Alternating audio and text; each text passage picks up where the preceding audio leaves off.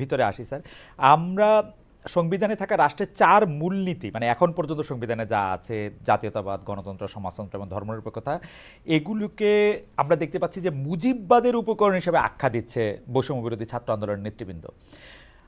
বিজয় দিবসে নাগরিক কমিটির মিছিলে অন্যতম প্রধান স্লোগান ছিল মুজিববাদ মুর্দাবাদ। ৭২-এর যে ৪ মূলনীতি নিয়ে সংস্কার কমিশনের, বা স্যার যদি আমি আপনাকে জানতে চাই যে আপনার অবস্থান, মতামত বা সুপারিশ কি। আমার প্রশ্নটা এই জন্য যে শেখ হাসিনা প্রবর্তিত ফেসিবাদে ১৫ বছর ধরে সকল প্রতিষ্ঠানগুলি গলা টিপে হত্যা করার ক্ষেত্রে, মানুষ মারার ক্ষেত্রে, এই ভোট চুরির জন্য, দুর্নীতির জন্য এই ৪ মূলনীতিকে আসলে কোনোভাবে দায়ী করা যায় কিনা, মানে স্যার আপনি যদি একটু বলতেন। এখানে দুটো প্রশ্ন আছে খালেদ। জি আসলে আমরা আপনার প্রশ্ন থেকে একটু ডিসেন্টেঙ্গেল করি দুটো প্রশ্নকে, ঠিক আছে? জি। একটা হচ্ছে যে ৪ মূলনীতির কথা বলেছেন বাংলাদেশের সংবিধানে, যা ১৯৭২ সালে গণপরিষদের মধ্য দিয়ে লিখিত সংবিধানে অন্তর্ভুক্ত করা হয়। আপনি সেই ৪ মূলনীতির কথা বলছেন, তাই তো? জি জি স্যার। এই যে ৪ মূলনীতি ১৯৭২ সালে বাংলাদেশের সংবিধানে সংযুক্ত হলো, এর কোনো অতীত ইতিহাস আপনি কি আমাকে বলতে পারেন? মানে বাংলাদেশের মুক্তিযুদ্ধ, যেটা একটা গণযুদ্ধ, হুম হুম যে গণযুদ্ধে সকলে অংশগ্রহণ করেছে, হুম হুম কিংবা ধরুন ১৯৭০ সালে নির্বাচন, যেটাকে আওয়ামী লীগ দাবি করে যে তার ম্যান্ডেট বাংলাদেশের সংবিধান হুম হুম। লেখার জন্য, সেখানে কি এটা উল্লেখিত ছিল? ১৯৬৯ সালের আন্দোলন, সেখানে কি এটা উল্লেখিত ছিল? হুম ছিল না।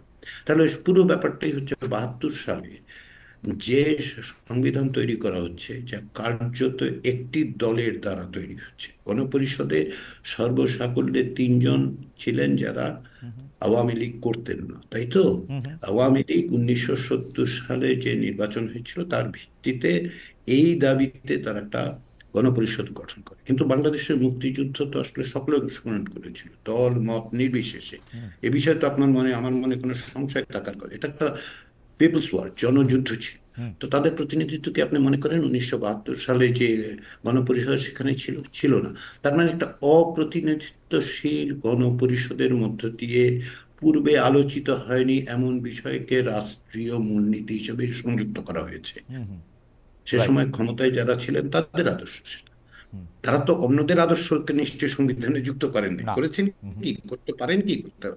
তাহলে যদি কেউ বলেন যে এটা আসলে আওয়ামী লীগের আদর্শ ১৯৭২ সালে বাংলাদেশের সংবিধানে যুক্ত করা হয়েছে, হুম আপনি কি ভিন্নমতের জায়গাটা কোথায় বললেন? আমি ভিন্নমতের জায়গাটা দেখতে পাই না। হুম এখন তাহলে এটা দাঁড়াচ্ছে যে হুম যে রাষ্ট্রীয় মূলনীতির আলোচনা। হুম আসলে আমি এইখানে একটু বলি, তাহলে বাংলাদেশের মুক্তিযুদ্ধের মধ্যে দিয়ে আমাদের প্রথম সংবিধান কোনটা?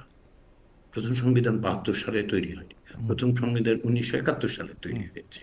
সেটা হচ্ছে স্বাধীনতার ঘোষণাপত্র। রাইট। সেখানে সাম্য, মানবিক মর্যাদা এবং সামাজিক সুবিচারের কথা বলা হয়েছে, তাই হুম তো? হুম হুম আপনি ৭২ সালের সংবিধানে তার রেফারেন্স পান না হুম কেন বলুন তো?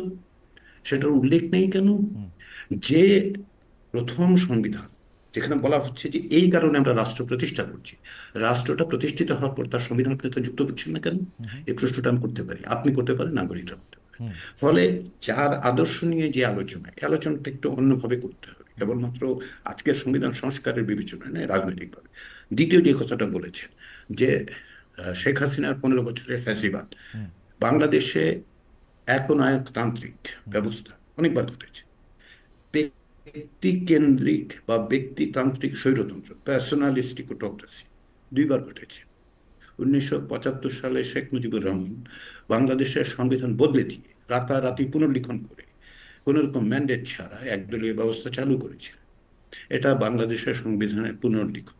তাহলে এইটা, এবং তারই পরবর্তী সময় সেই একই দল যার নাম বাংলাদেশ আওয়ামী লীগ, যার হুম সভানেত্রী ছিলেন শেখ হাসিনা, তারা যখন ক্ষমতায় আসেন ২০০৯ সালে, তারা একই ব্যবস্থা নিলেন।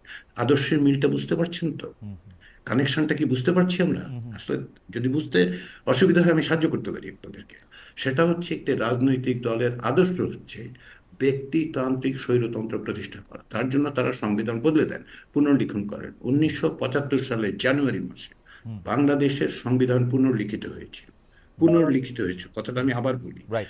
কারণ হচ্ছে আপনি ১৯৭২ সালের প্রণীত সংবিধান এবং ৭৫ সালের জানুয়ারি মাসের পরের সংবিধান এক সংবিধান নয়। জি স্যার।